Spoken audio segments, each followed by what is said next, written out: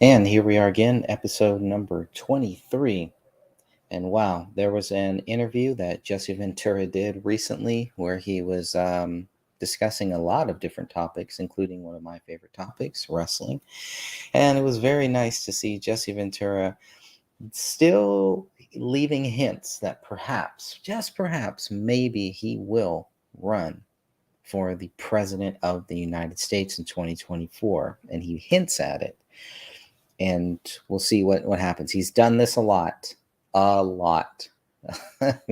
Ever since he was in the WWF Hall of Fame, he's been doing this. Maybe we need a wrestler in the White House. Some of you may remember that famous line. And then Hulk Hogan, he decided that he was going to throw his hat into the ring. It was all a storyline with Hulk Hogan. We got the infamous Finger of Doom, and Hulk Hogan became the champion, defeating Kevin Nash with one finger. Well, I don't think anything like that is going to happen in the 2024 presidential race, but it is definitely heating up. Just when I thought it could not get any more interesting, we are going to get a run-in, maybe. There could be a run-in by Jesse Ventura. And wouldn't that be something? I'm excited to think about it. The odds of it happening, I don't know, but it really adds. It's going to add a little more flavor to the book that I'm currently writing, Kennedy and Trump. I just finished the audiobook of RFK Jr. By Dick Russell. So Dick Russell has written a book about RFK Jr. Let me see if I can even pull that up. So she said, RFK Jr. This was a great audiobook. It literally just came out too. Came out in June. Dick Russell is one of my favorite authors. If you have not read any of Dick Russell's books about, and I will share the screen here. If you have not read any of Dick Russell's books about John F. Kennedy, I believe Dick Russell has the best book on John F. Kennedy called The Man Who Knew Too Much. It's like an 800-page book. It's mostly research, but if you've read any of my books, you may notice that there's something very similar the way that I write compared to the way that Dick Russell writes. That's because he is one of my favorite authors, and I have mirrored his style. I love the way that Dick Russell just grabs quotes. It's such a difficult thing in a book to grab quotes and to make it flow, right? You can write a whole book just on quotes, but Dick Russell does a very good job of taking a lot of quotes, powerful quotes, and making it flow into a narrative, into a book. I don't believe that I've mastered that yet, but definitely reading Dick Russell's books, and he's written several of them, but this is his most recent one. If you want to be a writer, if you want to write, the first thing you need to do is find a writer. Find the style that you want to write. So find a writer that you love to read, and that's probably the books that you want to write. Just throwing that out there. Probably, maybe, possibly. All right, so getting back to this great book. So this is a great book. This is The Real RFK Jr. Obviously a play off of RFK Jr.'s book, The Real Anthony Fauci, which is a great, amazing book. The censorship is off the charts with anything to do with RFK, with anything to do with Trump. The censorship is just off of the charts, and it is exposing a lot of the problems that we have dealing with censorship. And censorship is a real issue. It's a big issue, and the freedom of speech issue can be argued all day long. Well, we can't let everything, right? Can't have all freedom of speech, right? We don't want racist speech. Well, we don't want hate speech. And then it leaves, everything else that pretty much they can decide what is hate speech. They can decide what is medical misinformation, which is what we have seen. They can decide that if you don't agree with the results of the 2020 presidential election, that they can censor you for that. And they try to do it under privacy. Well, these are private companies, but they're not private companies. These are government companies, and these are companies that are being sponsored by some big time players. So it's not like they're just coming to the conclusion separately, hey, we should censor this person. It is a collaborative effort of a lot of these very powerful companies at the top, because a lot of people within the companies wouldn't really care. It's like, hey, that's their view. They, okay, the guy thinks this on vaccines, he must be crazy. All right, so they just let him, do his own thing. And now we're getting to that point where they don't even want that. So, and we saw that with 2020, with the presidential election, with COVID, with the lockdowns, with the vaccines, and it goes on and on and on. And it's only going to get worse, really. So we're going to stand up and fight for freedom, fight for truth. And it's nice to have a couple guys that are doing that in RFK Jr. But this is a great book. If you are looking for a good read, I know the summer is almost over, so I wouldn't really call it a summer read. But if you are looking for a great book, this is definitely one to check out. The Real RFK Jr. Trials of a Truth Warrior. And it's so relevant and so current. Dick Russell is very good at keeping everything current. I mean, they're talking about things that just happened a couple months ago. So you can tell they were probably writing and writing until the very end. And as you know, once it's in print, that's it. Like, there's no do-overs. So that's why they hire editors. That's why they spend a lot of money to get these books written as best as they possibly can. Dick Russell, definitely one of my favorite authors. I have an autograph somewhere over here from him. So that was a big deal for me. But you need to read a lot of his books, I would say. But if you're looking for a good book to read, if you want to get caught up on RFK Jr., this is a great one. The Real RFK Jr. And it is on Audible, and that's where I listen to it. So Audible, if you're into that, and it's just for time's sake, because there's so many hours in the day. Audiobooks for me work a lot better in my schedule. There's nothing like picking up a book, and I still do have books, but I read them so slowly. Whereas throughout the day while I'm doing other things, that audiobook, I can do that while I'm mowing my lawn, working on different chores, while I'm working out, et cetera, right? So the audiobooks, it's a very valuable tool. And then, of course, you always want to go back for a second read and get the physical book. But just throwing that out there. But this is definitely one of my favorite books, and I'm so happy. For research purposes, I needed to read this book, and the audiobook was just a lot easier. So definitely check that out. Hey, Rick, how are you, my friend? Nice to see you there. Yeah, speaking of that, speaking of Crip Rick, now that I got you here, looking for some good books, go and check that out. Looking for some good videos, some good YouTube videos, then I'm going to show you where you should go to check them out. So Criprick has got a lot of videos up here. I think I want to say your channel is maybe 2 years old, maybe, if that. But you got a lot of great stuff, a lot of great videos popping up here too. Some nice playlists, and got to get you. How many playlists you got? Got to get some. Oh, okay. You do have a lot of good playlists there too. Okay, playlists just make it a lot easier. The channel that I'm logged in has not subscribed, so I'm going to subscribe to that right now. I'm probably in my Kennedy and Trump channel, and when you subscribe, you'll notice that the bell stays light. Click on the bell a second time. Make sure you hit all.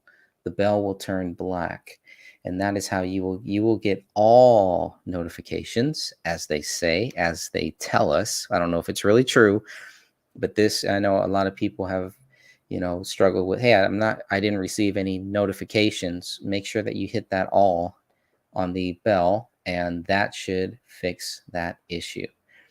But yeah, he's working his way up, man. He is hustling. 422 subscribers, 77 videos, and some great content here. A lot to do with the natural law too. And I wish I knew what the website was for natural law. It's probably here. He's got a Mark Passio video, and just a lot of great different things with Will Keller. There's just a lot of good. The UFO one was a good one. I really enjoyed that one. Um, that was cool. I'm all in on the UFO, and the music composer Doug Helvering. I think that is his name. So that was probably one of my favorite interviews that you've done so far, Rick. That was a good one. Yeah. So, anyways, go and check that out. Go check out his channel, Cryptrix. I've been thinking what you want to do is you just and in the search, because sometimes it's hard to find in the search, you just go up there and you type in at Cryptrix. I've been thinking it'll pop right up right there. So that is the channel name. Thank you, my friend, for all of your hard work. And that's just the video stuff he does. That doesn't include everything else that he's doing. Audio, Revolution Radio, Revolution.radio, I think is. And Rick, I came across somebody the other day who was a guest host on another show on Revolution Radio too. So that's cool. It's sometimes it's a really small world, but always good to know that. So let's see. You got a few videos on the just a few. There's a few here I got ready to kind of play for a couple minutes. But the Jesse Ventura thing, that was just a long shot because Jesse Ventura, it just popped up on my feed a whole hour of Jesse Ventura talking about all these different topics, a lot of good wrestling stuff too, a lot of wrestling stories that I haven't heard him talk about. I love the Chris Kyle stuff. Anytime he talks about Chris Kyle, just completely destroys the narrative that Chris Kyle is some hero, the American Sniper. Chris Kyle made up all of these lies about Jesse Ventura. That I have a whole segment on that is ready to go. It's just part of a feature book that I'm working on. Shadows and Light, which will probably be my definitive, maybe my last book. That's how long it may take me to finish this book because I get sidetracked a lot, as you can tell. But sometimes when you're working on a book, you just kind of get that feeling. You get that, it's kind of euphoric, right? The euphoric thing. It's this high. It's this really natural high. And once I started writing this book, I've been chasing that natural high, and it's just usually sometimes it'll fade, right? You start working on a project, start working on something, and it kind of it rises and then it falls. With this book, it's at a very, very steady pace. Very rarely do I feel like, oh, it's kind of a chore. Once you're writing a book, once it starts to feel like a chore, that's when it's time to just stop, take a little break, and focus on other things. Because if you're not doing it because you love it, then why do it? Doesn't make sense. So I'm really enjoying this book. And this one is going to be a really fun book, and I'm still going back and forth about what to should I include the voter fraud stuff I have, and should I include the COVID stuff. So I think what I'm going to do is take the best of my voter fraud book and the best of my COVID book and find a good spot for this Kennedy and Trump book. It's an interesting book. It's a pipe dream, right? I'm not saying this is what is going to happen, but it's fun to think about. And there's not a lot of things in politics that are fun. There's not a lot of things in politics that interest me, to be honest with you. Up until, President Trump, there really wasn't a lot. And it kind of, my hope had kind of faded and everything had kind of died down with the whole Ron Paul thing back in 2008 and just some other things. Remember, I was a Al Gore guy. So when he got screwed from election fraud, wasn't the biggest John Kerry person, but I really did not want George Bush in there. And after that, it was like, man, we need a third party. We need somebody else. And despite what people may say, that's what Trump is. I believe that's what Donald Trump is. And it's sad to say that that is what RFK Jr. is too, because he shouldn't be. RFK Jr. should be exactly what the Democrat Party wants and needs and has been waiting for. But that is not what we see. The Democrat Party, today's Democrat Party, looks like the George Bush Democrat Party. And Barack Obama was no different. Barack Obama continued everything that George Bush did, but a lot of people just saw that we had a black man there, and that was it. And they thought that he was going to save the whole freaking world. And we knew that that wasn't going to happen. First of all, that isn't possible. That job is already taken. But second of all, Barack Obama had no experience. This guy came out of nowhere. I mean, Donald Trump, you could say he came out of nowhere, but not really. The guy was a businessman. He'd been doing business since what, the 80s, maybe the 70s. RFK Jr., he definitely did not come out of nowhere because look, you know, just with his name, right? I mean, he was there when his dad died. He was 10 years old when his uncle died, when President John F. Kennedy died. He's seen all this stuff. He was right there with a lot of these people. He was in the actual White House. He was, you know, just in the Washington D.C. with his with his uncle Ted Kennedy too, and helping out a lot with that. He's a lawyer. I mean, these are two very prominent people in RFK Jr. and in President Donald J. Trump that have done a lot of good things outside of politics. These guys do not need to get involved in this realm. And they have messed up. President Trump, I think his biggest problems, and he will say this, is the people that he's hired, the people that he's put into these top spots, not his inner circle or anything like that, or family or all that, but you can see he's made a lot of bad choices since 2016 up until 2020, a lot of bad choices. Even putting Anthony Fauci, and even towards the end with Fauci, Donald Trump was putting him up there almost to say, okay, you said all this stuff, then go ahead. I'm going to put you right there. And, you know, we're going to talk about these alternatives to what you are trying to sell to us, and put them up there and let the public ask them, let the press ask them questions. So Trump is a very, very smart, very shrewd person, a very good businessman. I don't think there's any doubt. I know I've heard some haters like, "Oh, he's got bankruptcy, he's got this and that." I mean, the guy, look at his fortune, look at what he's doing, look at what he owns, look at the golf courses, Mar-a-Lago. I mean, there's just so much there. To say that he's a failed businessman is like, well, if you think that's a failed businessman, I would love to hear your view of what a good businessman is. And how's your business assets going, by the way? That's always a good one. But everybody has the right to their own freedom of speech and to say what they want, to think what they want. Oh, good. Rick has another amazing UFO interview coming up. Good. With the same person, Rick, or is that going to be with another, with a different guest? I'm very curious of that. The UFO stuff gets me, man. It really gets me. I find it fascinating.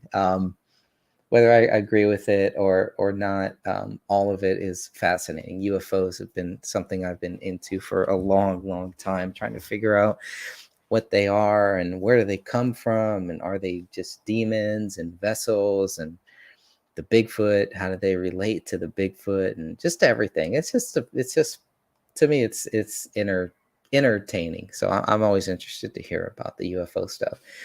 I thought a lot more people would have been interested with the UFO government hearing, and it didn't seem like that. It was either, well, they're whitewashing it, or yeah, we've known this for years, right? We already knew this.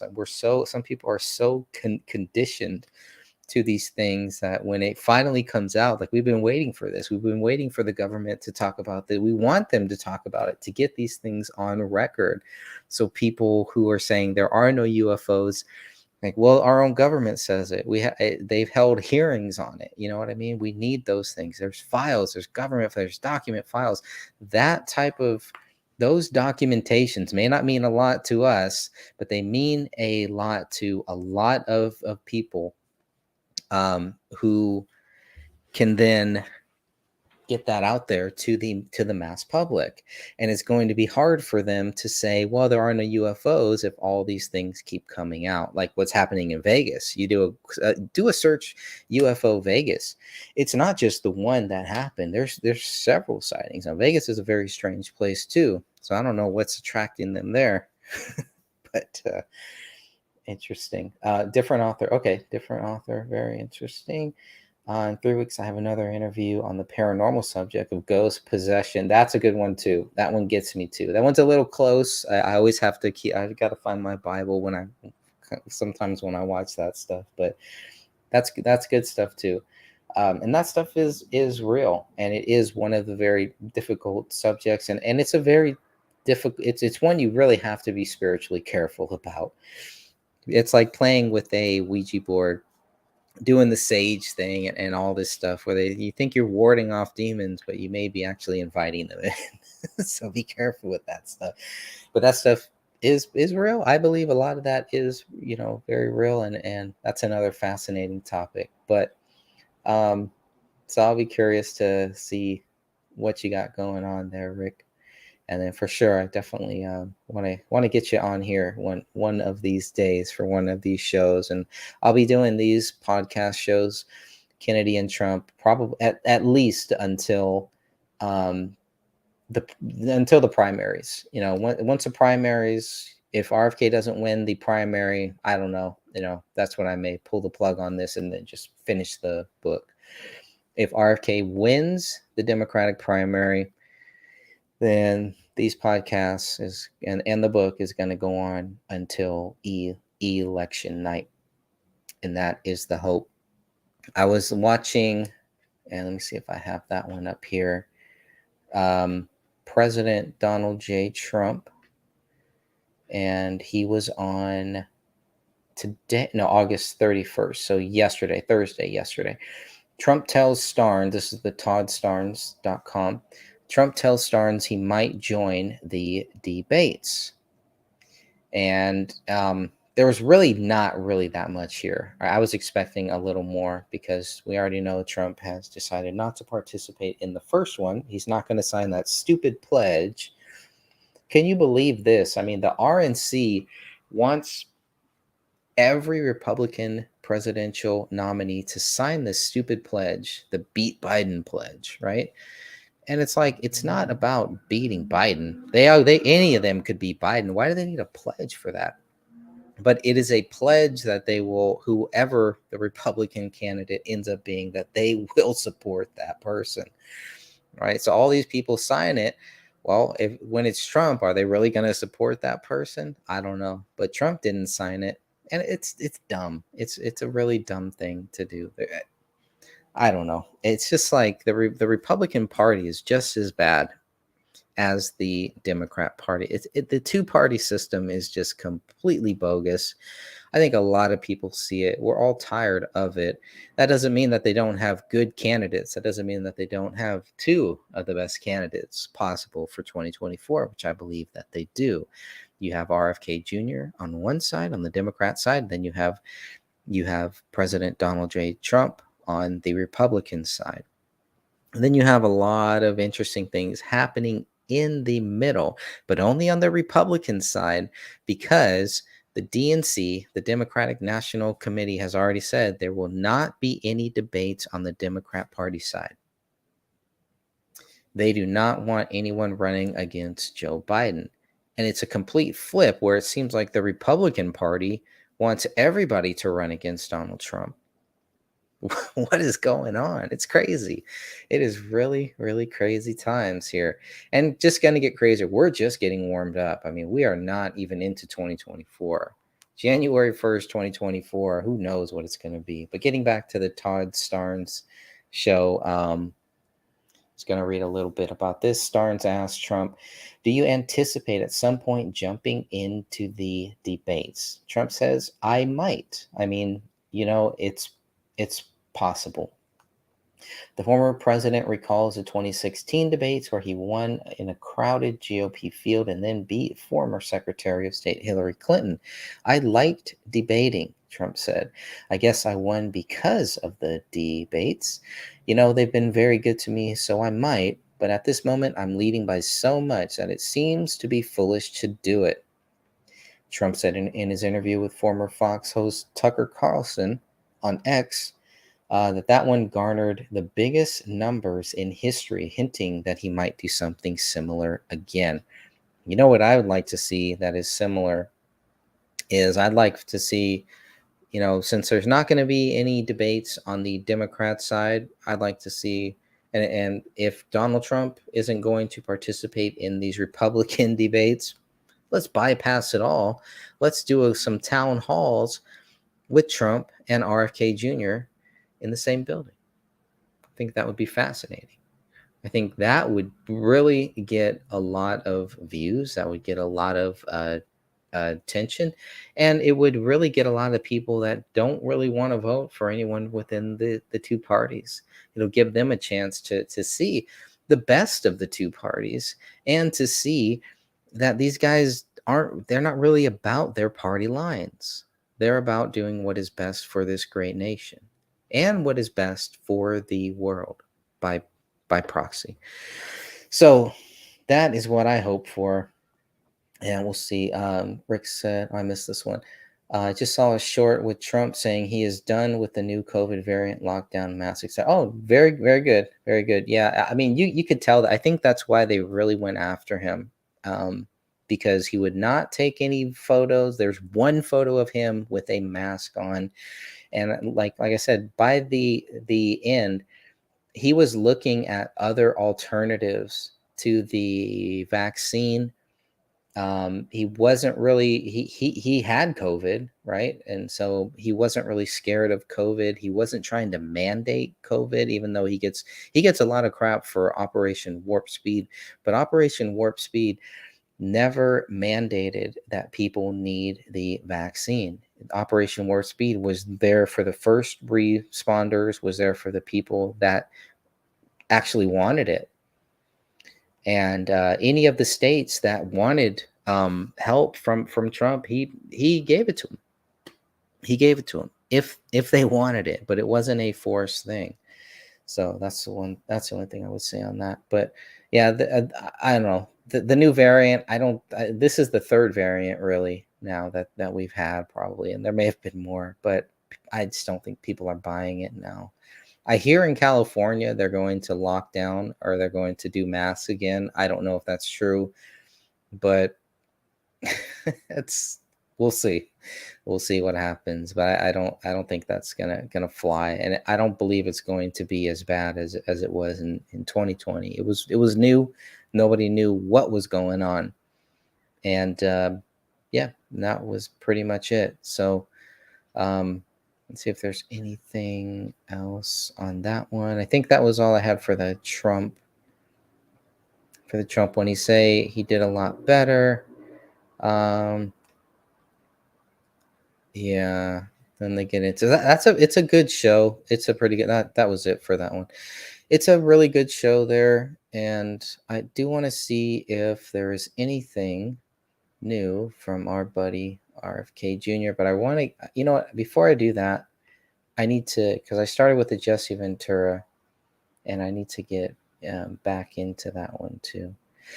Criprick asks, have you looked into the Maui fires at all? Some stranger things going on over there. Yeah, you're probably talking about DEWs, the directed energy weapons and all that stuff. I don't know, man. And then the finding the children, the 300 children they found in Maui or that are missing or something like that. So I haven't really been following it, so I probably shouldn't say too much on it. But my gut feeling, tells me it's more of the aftermath that strange things were happening, people taking advantage of it. It is very strange that they're not saying how it all started. How did this Maui fire thing happen? I don't know if you've heard what the official narratives or anything like that are about it. it's not surprising to me that Joe Biden has not gone there. It's a little surprising that Donald Trump hasn't gone there. I can understand why with all these things. They may think, oh, he's going to fly out of the country or something while he's going through 4 indictments and all this stuff. So I can understand that. Plus, he's not, he is the president. Donald Trump is the president, but he's not obligated to do that. There are a few other people that have gone there too, but I've seen some of those videos. And the one thing that you want to do is you want to ask firefighters, find some firefighters, show them what is happening in Maui, and get their thoughts on it. Is this normal? Is this what this would actually look like, or does this seem strange to you? And my dad being a firefighter, that's definitely one plan that I do have. But I have not focused on the Maui thing. It sometimes it bothers me because you want to be a good journalist and you don't want to jump the gun and say these are directed energy weapons. And I see a lot of that instead of saying let's talk about it. Let's talk about if these are, how do you compare it to other cases of DEWs? And I've seen some fake videos out there too. So some videos that I believe are just fake and put out there. And sometimes they put fake videos out there to cover up the real videos, as you may know. So, but I have not looked deeply into that. I'd be open to talking about that. That would be cool. That'd be some good stuff. Do you think Jesse Ventura will actually run? The only reason why I would say no is because he's been saying this for a long time. There was actually one point where Jesse Ventura was going to have, or he asked RFK Jr., and that's in Dick Russell's book about RFK. Jesse Ventura asked RFK Jr. to run as his vice president. Can you imagine that? And RFK Jr. he turned him down at that time because he wanted to be with his family and just focus on his family life. And it wasn't really until recently, I think, where RFK Jr. really started thinking, okay, and he's like, if I'm going to do this, then I'm going to do this. I'm going to go all in. And you can see he's all in, man. He's everywhere. RFK Jr. is everywhere. Jesse Ventura, not so much, because he's in Minnesota half of the year, and then he's in Mexico the other half. And so do I think I hope he does. I really hope that he does run, because that would be awesome. And like he says, or like we're going to hear, he could steal the whole thing. He could, right? This is like the WWF, the Money in the Bank match, where you have 2 guys fighting and then this third person comes in and wins the championship right there. So who knows what's going to happen, but the scenarios, everything, and I'm surprised we haven't heard more about Jesse Ventura, the possibility. But I've only found one recent interview of Jesse Ventura talking about this stuff, and it's a 2-3 minute clip. So I'm going to play that and then we'll be right back.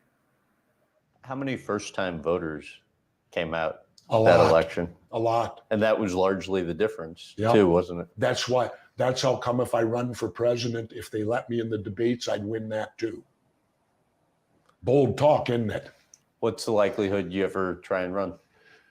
Who knows? Let's wait till the Libertarian Convention, where the Libertarians announce their candidate and that candidate gets ballot access throughout the whole country.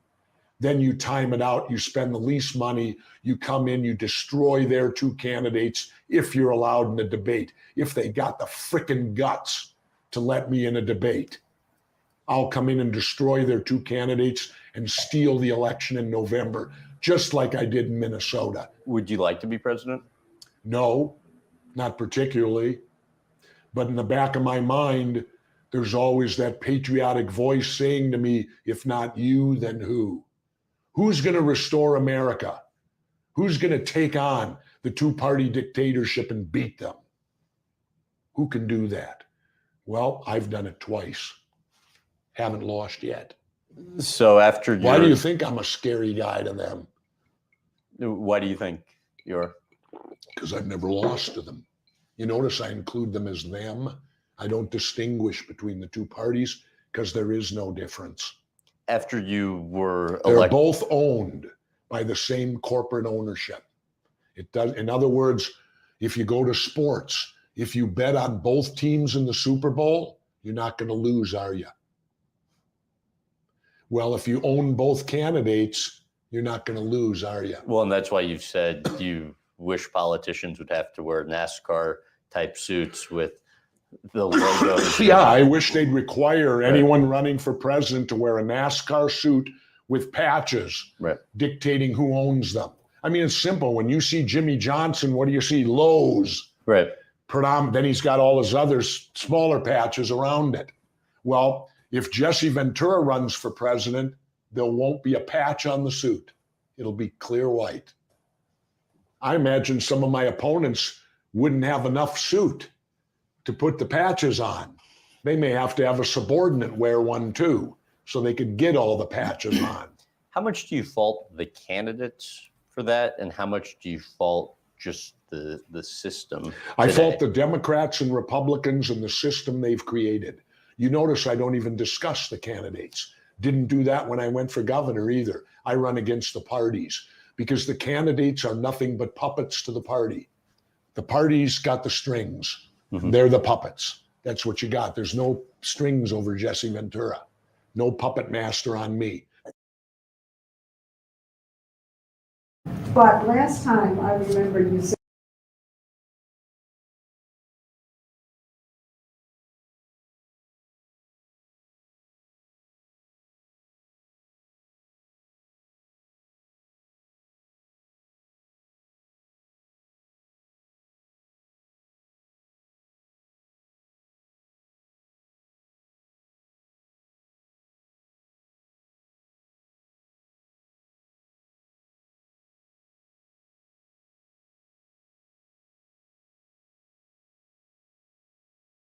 It'd probably help if I unmute. But I was saying, can you imagine whatever you want to call them, the NWO, the swamp, whatever it is, the global elites, the devil, the one world system, whatever you want to call it. I mean, their minions, the minions that are here that are trying to control the 2024 presidential election. Who are they going to go after first? Do they have enough resources to go after all three? Do they have enough resources to go after President Trump, RFK, and Jesse Ventura at the same time without getting caught, without getting busted? I think this is going to be interesting. To me, this is going to be a very interesting time.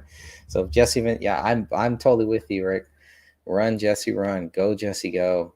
It would be so fascinating if he did that. And this is a great thing. He's brought this up in a couple. Jesse Ventura has in a couple of his books. You're right. There's not enough room on their coats for all the patches. He is not lying. Absolutely.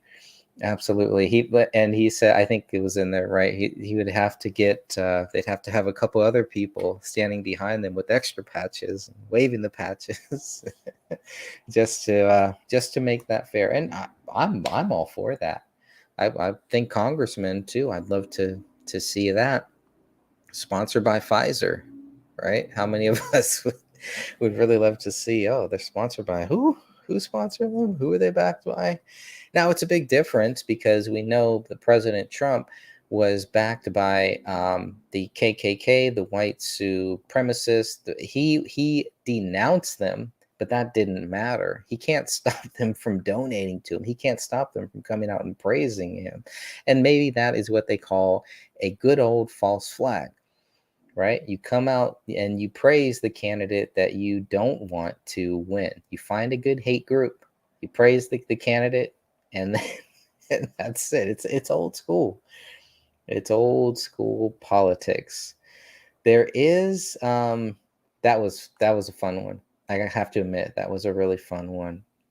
I don't know if people have seen this, and I don't know if I'll play the whole thing, but it's some funny stuff.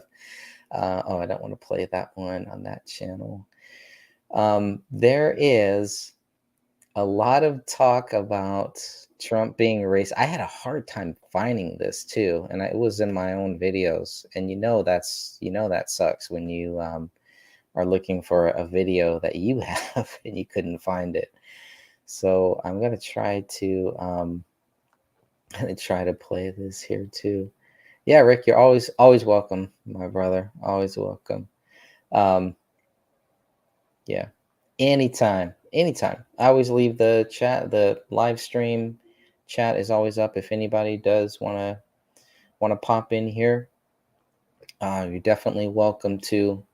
And I won't be going on for too much longer here, but always like to leave that option open. I don't always put this in there, but definitely, Rick, in the near future, let's get you on. Especially, hey, as we get closer to the primaries too, definitely around March when the primaries and everything start heating up, and we'll see if I find out some more about Jesse Ventura. Maybe you can jump on and we can talk more about Jesse. But wasn't that a great clip? I mean, and the whole hour show is like that. So it's an hour long show. I think it's pretty recent, at least in August. And Jesse Ventura looks good. There's been some times where I've seen him and like, oh, he doesn't look so good here today. But in that interview, I thought he looked very good, very healthy, except for the cough. Something going on with that cough that bothers me. Maybe smoking too much weed in Mexico. Just kidding. All right, enough with the bad jokes. That's my bad joke for the year. We have, what I'm going to play is a little bit of President Donald J. I'm just going to play this first part. This part is so funny. This made me laugh. Yeah, let me see if I can find that for you, Rick. It is on this channel. Let me see if I can find that for you. I'm simultaneously playing some of the RFK stuff there, but let me see if I can find that for you. Got that. Share, copy. All right, let's see. So here is the full thing. If you want to go back and watch this, it's really good. It's about an hour, a little over 1 hour, and just a great interview. The guy interviewing, because Rick, I know you actually interview a lot of people too, and this guy is really good. I thought he was really good at just letting Jesse Ventura talk, knowing when to cut in, knowing when to ask questions. Interviewing is so hard. It's very difficult. It's not as easy as some people make it look. And I don't agree that Howard Stern is any great interviewer either. But I know a lot of people do. And that's fine. So what I'm going to do now, let's just play a few minutes here. This is got to be one of the most funniest clips I've ever seen. So even if you can't stick around, Rick, I know you got other things going on, but you got to see this. Just watch this first minute or two of this. It's hilarious. This is hilarious stuff. All right, Trump 24, the racist. I'm here to support President Trump. You want to know why I'm here to support President Trump? Because they done did black men like this for decades. Make up charges and put them, so I know Trump is innocent. I support Trump against this corrupt, two-tiered justice system. That's why I'm here to show my support as a black man for Trump. And I'm wearing my shirt, Niggas for Trump 2024, and I mean that. What do you think about the indictments? Oh, it's a bunch of bullshit. It's going around the country. You know, Fannie Willis, she went to school with my sister. She full of shit. She was full of shit then. So she's a puppet for the white liberal that is controlling everything. She's in front, but the white liberal back there pulling those strings, telling her what to do. That's what I think about her, making a fool of herself. Do you think it's going to help his election? Of course it is. It's going to elevate him all the way. I think we should make Trump king. That's how I feel. We should make him king. Wouldn't that be like kind of like communistic? No, that's nowhere near communist. Now, we just going to make him king, but we still got our freedoms and rights and everything. He for that. Yeah, Trump for king 2024. That's actually my URL. I own that URL. You own that URL? Can I get your name? Really? Oh, my name is Niggas for Trump 2024. I can't Derek write that. Gibson, That's my nigga. former Can't write that on candidate. Twitter. I'm a former candidate for New York State Governor. Derek Gibson, look me up. Nigga, I live up to it too, boy. I can scrap too, boy. I can get down, boy. Not better, I can't. I got a proven track record. You want to try me out? Try to take this shirt off. I'll give you Everybody off the some. roadway. Need everybody off the roadway. Have you ever heard this? All right, that was hilarious. I found that hilarious. I am gonna play some more of that. It's about there's about there's like a few more minutes left of this. It really gets into some serious stuff because we always hear Trump is a racist. He likes to grab women by their vaginal area, and all of that is taken out of context. It really is. Trump clarified those comments about grabbing women in their areas, and he was saying when you're rich and you're powerful and you have this, women let you. They let you. So again, there's so much of that was taken out of context that people are still using. People who don't like Trump, they're still using that to actually try to. I mean, you got to have something better. Got to have something better than that. And if you have evidence of Trump doing that, you have evidence of, those things definitely. But what we see is with this this Carroll lady, these things, Jean Carroll or something like that. And all that came out, and all of it turned out not to be true. I mean, the allegations were just so crazy, and he still had to pay a settlement, or he still had to pay for that too. And I think it may get overturned later. This is going to be another Stormy Daniels thing, but with the criminal cases here, obviously this is a little bit different. Does Trump? Can you prosecute a president? And that's what we're gonna find out. And what are the legal terms? And can a state do that? And it's sad that it's gotten this far. And I don't blame Trump for any of this. All he was doing was standing up for his right to contest a presidential election in several states. He did this in several states. And then when you look at who the prosecutor is in this case, in this Georgia case, and the DC case, the Department of Justice has never gone after any president ever, and now they're going to go after Trump. Come on. There's something fishy. There's something up here. And nothing is going to come out of it. I don't believe, anyways. So I don't believe it's a big thing. I think it is. You can amount it all to election interference. But I do want to play a few more minutes here. Before I do that, the whole thing is funny. There's about another 8 or so minutes left of just a good video of just saying why Trump is not racist. Should I play that? Maybe I'll play the whole thing, but just that 2-minute clip where the guy gives his name and the reporter is like, I can't say that. I can't report that. It's hilarious. So that just popped up on my Facebook feed, and it was so funny. It's funny stuff, good stuff. All right, so I'll play some more of it's not of that guy. It's old stuff of Trump being accused of being a racist, and let's learn together, is Trump this racist that they make him out to be, or is there more to it? But this guy is awesome. It's too funny. Everybody off the roadway. Need everybody off the roadway. Have you ever heard this president say one negative thing about white supremacists? Have you ever heard it? I totally disavow the Ku Klux Klan. I totally disavow David Duke.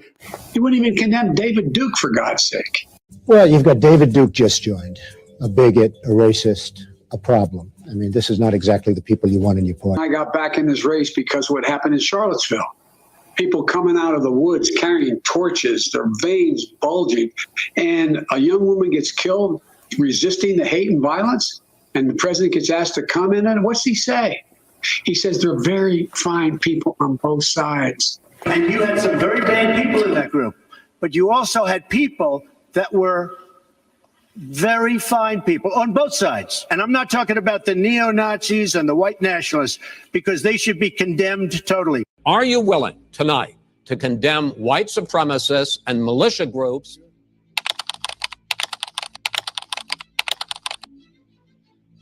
Neo-Nazis and the white nationalists, because they should be condemned totally. Racism is evil, including the KKK, neo-Nazis, white supremacists. Condemn the evil of anti-Semitism and hate. Our nation must condemn racism, bigotry, and white supremacy. There be no tolerance for anti-Semitism in America or for any form of religious or racial hatred or prejudice. We must never ignore the vile poison of anti-Semitism or those who spread its venomous creed. How many times do I have to reject? I've rejected David Duke. I've rejected the KKK, the Ku Klux Klan. From the time I'm 5 years old, I rejected them. David Duke is saying to his supporters and followers, vote for Donald Trump. White supremacists are saying, vote. Do you want those votes? No, I don't want them, and I don't want him to say it. I don't like any group of hate. Hate groups are not for me. You've got David Duke just joined, a bigot, a racist, a problem. David Duke endorsement? Okay. All right. I disavow. Okay? Let me be clear again. I condemn the KKK. I condemn all white supremacists. I condemn the Proud Boys. Trump's campaign told CBS News this publication is repulsive and their views do not represent the tens of millions of Americans who are uniting behind our campaign. I'm not looking Would you repudiate David Duke? Sure. When we looked at it and looked at the question, I disavowed David Duke. So I disavowed David Duke all weekend long on Facebook, on Twitter, and obviously it's never enough. I totally disavow the Ku Klux Klan. I totally disavow David Duke, Ku Klux Klan, which obviously I'm going to disavow. You want white supremacists to vote for you? No, I don't. Not at all. How many times do I have to reject?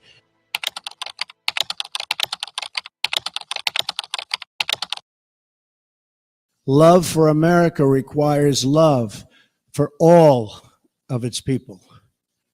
When we open our hearts to patriotism, there is no room for prejudice, no place for bigotry, and no tolerance for hate. You have repeatedly criticized the vice president for not specifically calling out Antifa and other left-wing extremist groups.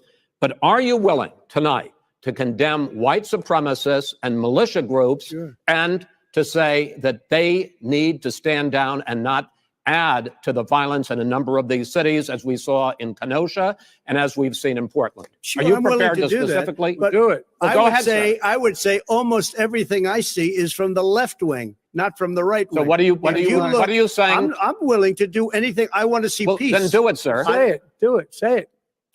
You want to call him? What do you want to call him? Give me a name. Give me a white name. Supremacists and who would white you like me to condemn? White supremacists and right Proud militia. Boys, stand back and stand by.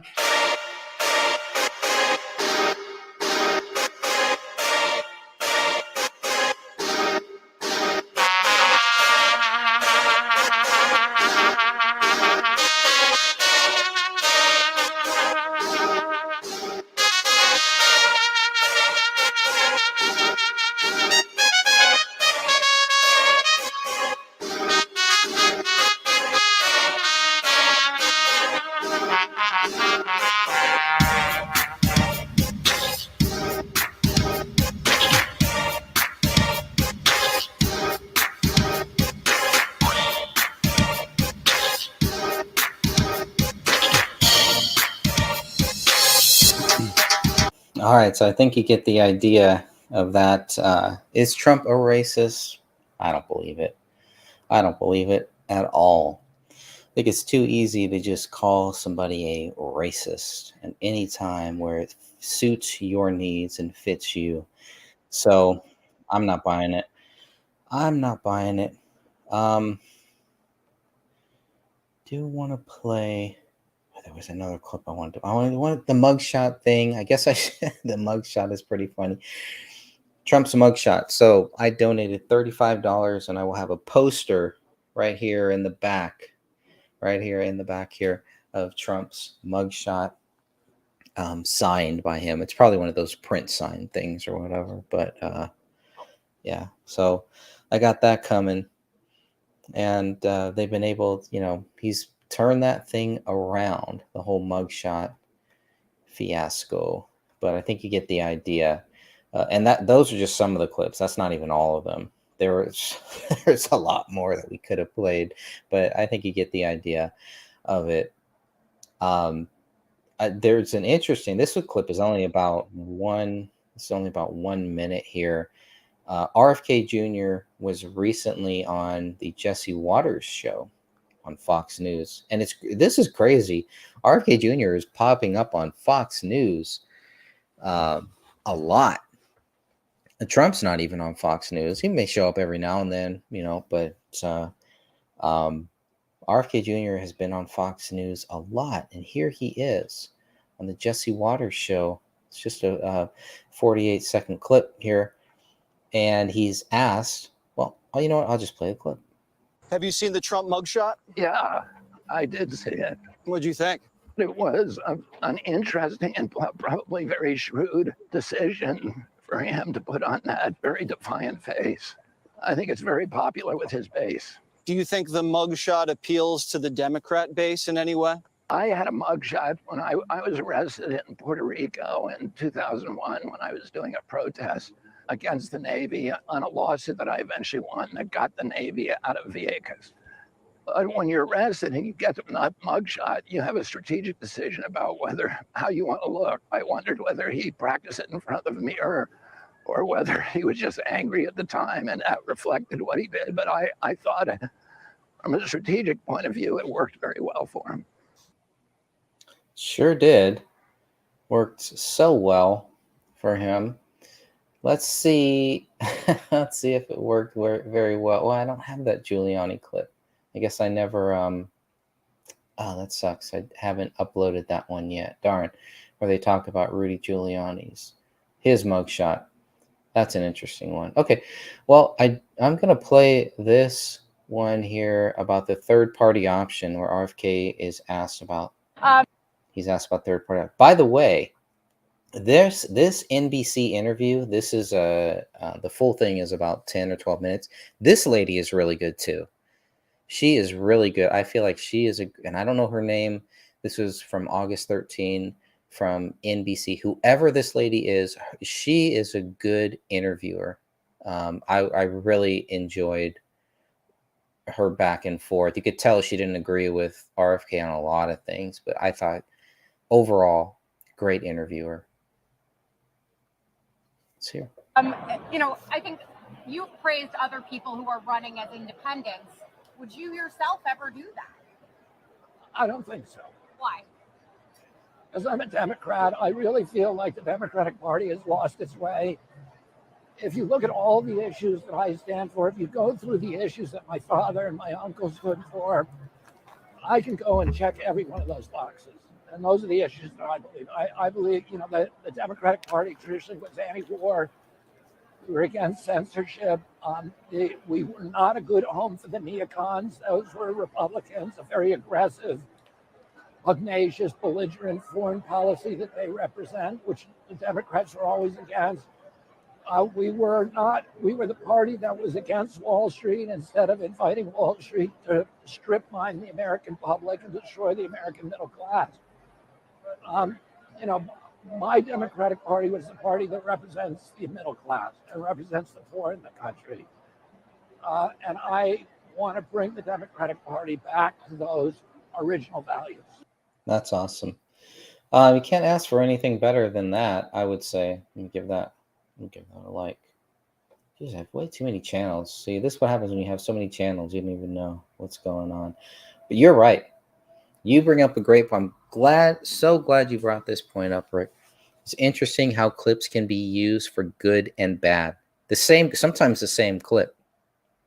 And isn't this true with people, two witnesses who are witnesses to the same crime? Both can be completely 100% honest and still have a differing views on what they saw. They're looking at the same thing and they're still seeing something very, very different. And it's difficult. But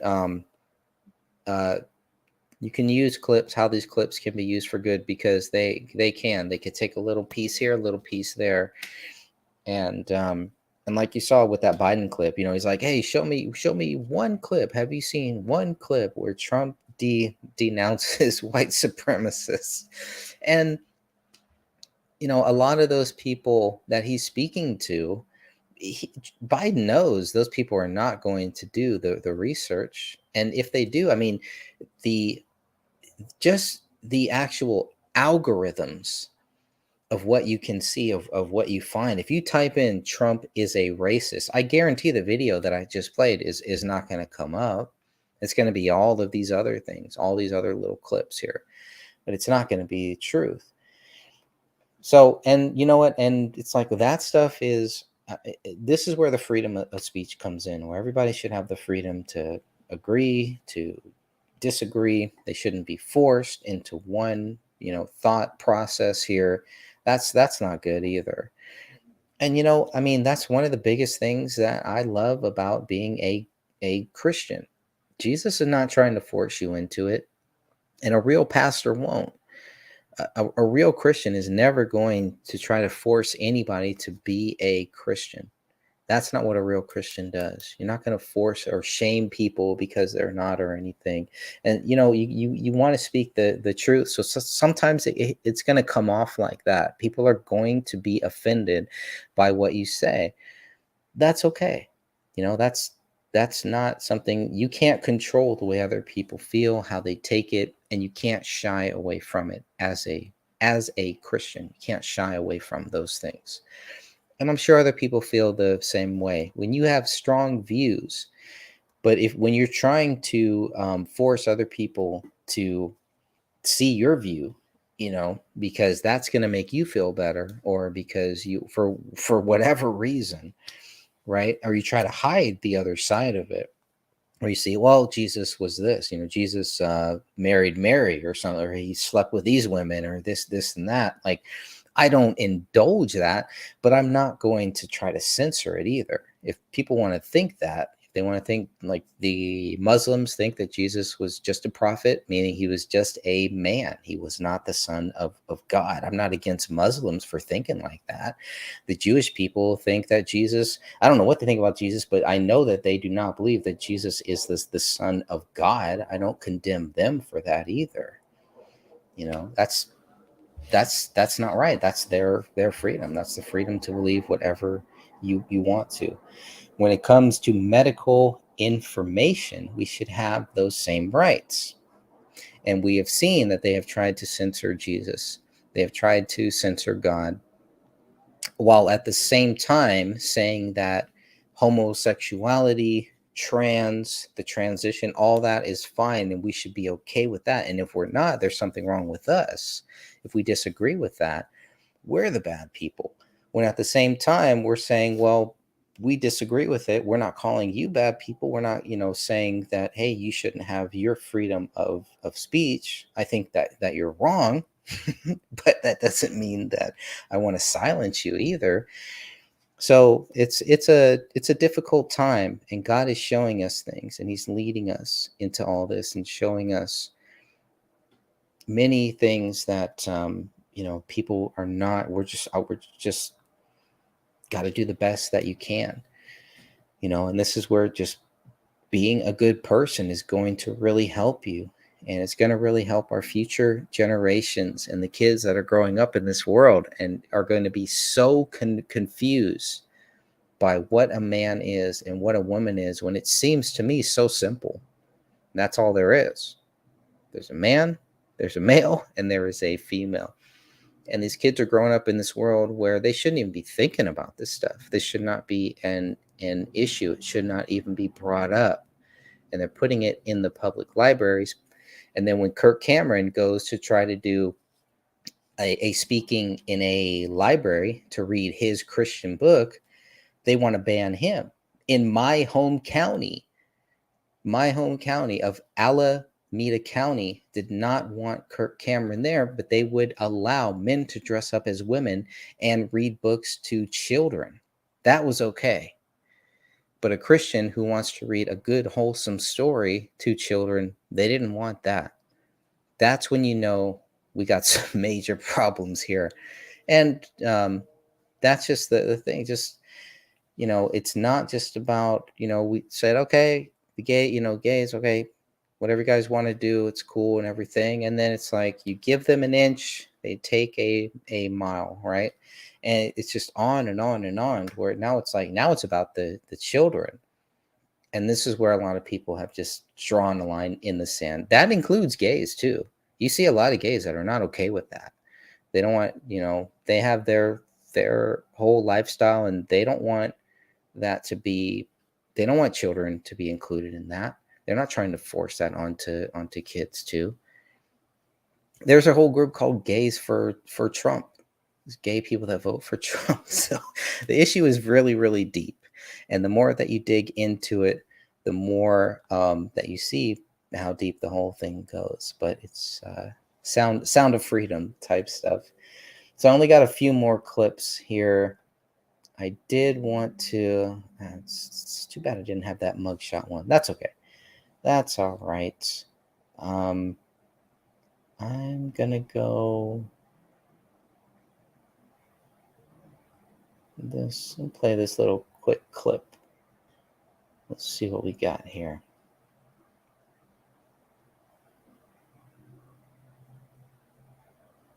I immigrated to this country, and one of the things that really embodies America to me is the ideal of freedom. Hunter S. Thompson said, freedom is something that dies unless it's used. What does freedom mean to you? To me, freedom does not mean, chaos, and it does not mean anarchy. It has to be accompanied by restraint if it's going to live up to its promise and self-restraint. What it means is the capacity for human beings to exercise and to fulfill their creative energies unrestrained as much as possible by government. So this point that Hunter S. Thompson made is dies unless it's used. Do you agree with that? Yeah, I do agree with that. Thomas Jefferson said that the tree of liberty had to be watered with the blood of each generation. And what he meant by that is that we can't live off the laurels of the American Revolution. We had a generation where between 25,000 and 70,000 Americans died. They gave their lives, they gave their livelihoods, they gave their status, they gave their property. They put it all on the line to give us our Bill of Rights. But those Bill of Rights, the moment that we signed them, there were forces within our society that began trying to chip away at them. And that happens in every generation, and it is the obligation of every generation to safeguard and protect those freedoms. If you like this video and you want to help me become president of the United States, go to Kennedy24.com and donate now. Good video. Another great video. See if there's anything else. I always like to go to Twitter. I don't even like Twitter. Now they call it X. So I'm just out of the loop. I'm so far behind with everything. He's got some good stuff. What is this? Oh, this is about a 1 minute clip. Let's counterweight. check this out. What would a Kennedy administration do to counter that growing counterweight that clearly is being run mostly by China? Well, nobody wanted to start BRICS. Nobody wanted an alternative to the U.S. dollar. This happened because of our weaponization of the U.S. dollar or weaponization of our foreign policy, unilateral weaponization, and the weaponization of our control of the world currency, where we were impounding people's, their personal assets if the government misbehaved and do it unilaterally. So we created it. We need to de-escalate our violence around the world, which has driven the creation of BRICS. But the answer to your question about China, China does not want a war with the United States. We spend 3 times on our military what they do. We have 800 bases abroad. They have 1.5. They're not like they want to compete with us. They want to bury us. They want to do it on an economic playing field, and they need us. They cannot survive without us. There you go. All right. We're going to go to Kennedy24. So that's him on Twitter X. Good stuff, man. If you just want to keep up with Kennedy, and I know how it's so hard to keep up with everything. There's something fascinating going on in the hills of Beverly, though. I don't know how this is going to go, and this is going to be a private musical performance with Eric Clapton. Eric Clapton supporting RFK. Now, you probably have, hopefully you've heard recently, or maybe a year ago or so, Eric Clapton came out against mandatory vaccines and actually started questioning them. So I'm very curious to see how all that is going to go. There's no coincidence there. And let's go and play one or two more little clips. And then I got a date night with my lovely wife. And so we're going to switch over there. Look at what this war is. Got to get the like there. Got HD. All right. Make sure you got all that set. Let's rock. Look at what this war is doing. We have pushed Russia into the embrace of China, which is the worst foreign policy outcome imaginable. It is not good for the national security of our country. And we're now have Putin's back to the wall. Well, Putin is the world's leading nuclear superpower. We aren't. He's got 1,000 more nukes than we do, and their nukes are much better than ours. They can shoot down our nukes. We can't shoot down theirs. You know, we are provoking a confrontation that could very easily lead to nuclear Wait, war. can I ask you to pause there for a second? Everything you've said is checkable and rational, and you're extrapolating out toward the future, which is easy to envision. I don't understand how our policymakers aren't reaching the same conclusions you just reached. Like, they think that war with Russia is where we're going to win. We cannot win this war. Well, of course. So what are they doing? I don't understand. Putin today, you know, we thought this was going to hurt him. He's more popular than he's ever been. We were going to break him with the sanctions. We did the opposite. We made him more powerful. He's now insulated from the trade and the international banking system. He's now got this great trade agreement with China. He's now engineering the creation of BRICS, which has 40 leading nations around the world turning against the U.S. currency as a reserve currency and adopting his petrocurrency or the Chinese currency. That is the worst threat to the United States. That will play. If we lose that status as the world's reserve currency, the Great Depression will look like a cakewalk. So I agree with all of that, and all of it. I mean, your position to my ears sounds moderate and obvious. I just don't understand how the Secretary of State, how the president, how is it his competent advisors can't have reached the same conclusions. Like, what are they thinking? President Biden has always been a very pro-war president. I mean, the only way I can explain it, and I'm not, I don't like to look into other people's heads, but Biden has always been a reliable, gung-ho, let's go to war guy. It's consistent with his historical instincts. If you like this video and you want to help me become president of the United States, go to Kennedy24.com and donate now. I've just got to say that no, I do not like that video. I do not like that video. I love that video. That video really breaks it down. And the Tucker Carlson interview, it was done so well. It's done so well simply because they made a point. We're not going to talk about COVID because they knew that if they did, that is going to help Google. It's going to help the Meta. It's going to help them shut channels like this down. It's going to help shut videos like this down, take people up like this down. RFK's voice. This is a great question. And this is in his book too. And he does think, he can't prove it. He makes it very clear. He's not sure, but he does believe that it may be related to the vaccinations that he took. And he was saying that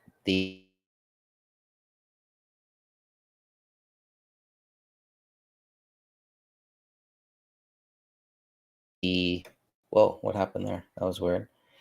Spasmodic. What his voice is I'm just gonna look it up here.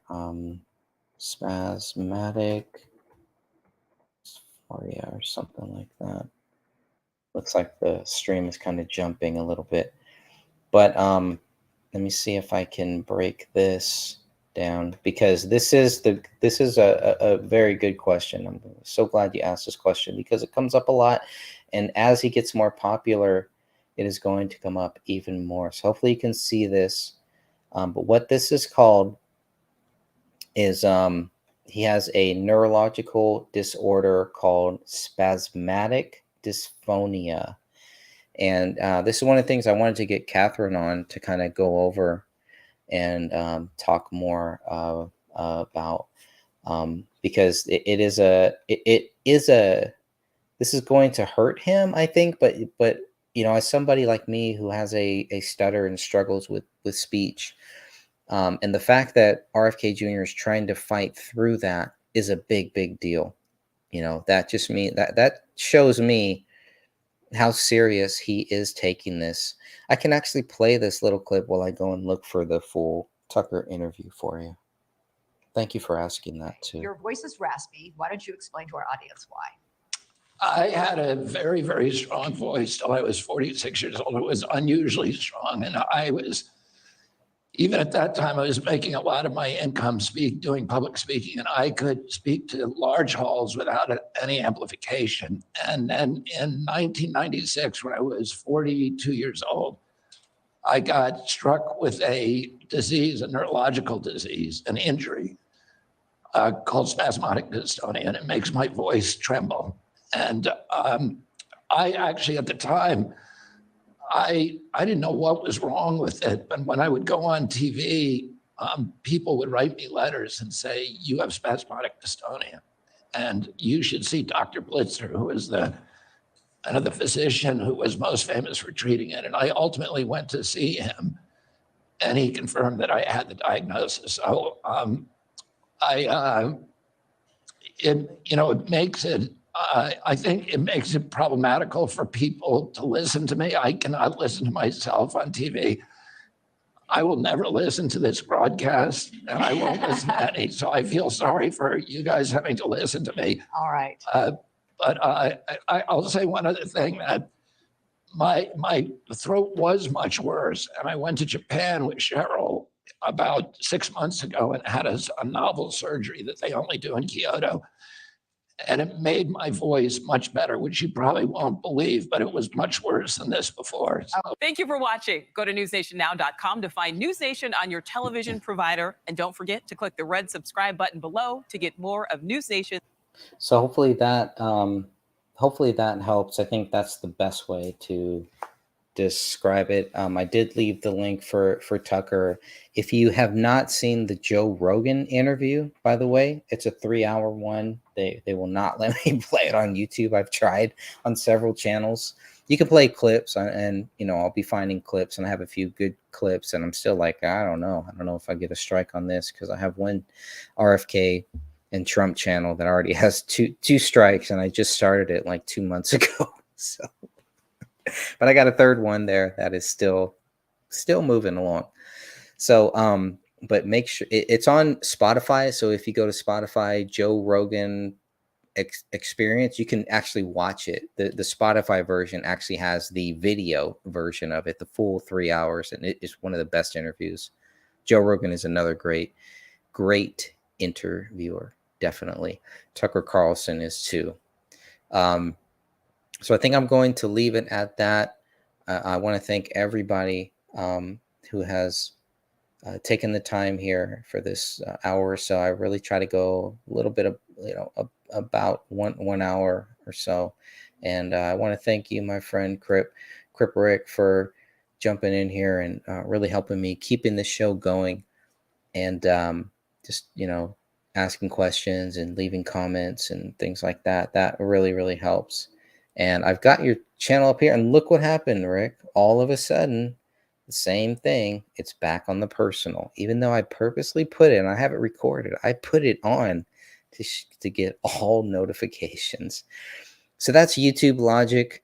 As if anybody does not know, RFK Jr. is in the process of suing YouTube for these exact same things, for the censorship, for just all of this nonsense here.